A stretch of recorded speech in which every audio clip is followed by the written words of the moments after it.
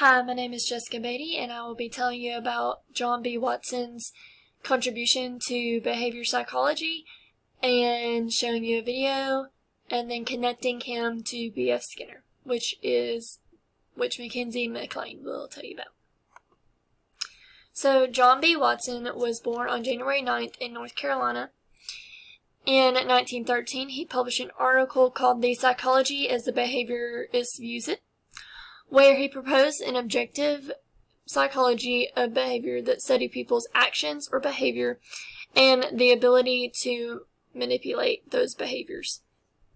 One of his most controversial experiments is the Little Albert study, where he conditioned an 11-month-old boy to fear a white rat by accompanying the rat with a loud clanging sound every time that the rat was shown. This was morally objectionable because the child was never deconditioned. In 1915, he served as the president of American Psychology Association, and those controversial results that I told you about from Little Albert were published in a 1920 issue of the Journal of Experimental Psychology. In 1915, he was awarded the APA's Award for Contributions to Psychology, and he passed away a year later in New York City.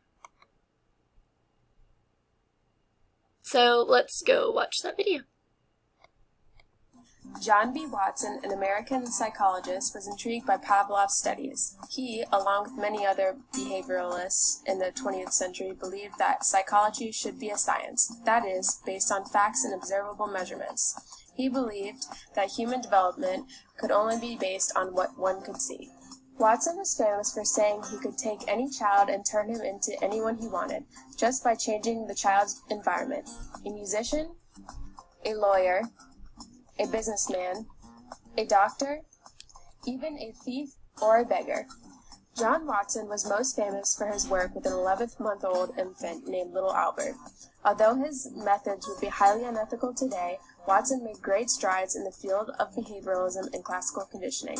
For example, Watson conditioned Little Albert to have a fear of rats, using a very similar method to the one used by Pavlov. Every time Little Albert was presented with a white rat, Watson made loud noises and startled the child and made him cry. After a while, all Watson had to do was bring the rat near Little Albert and the baby would scream and cry.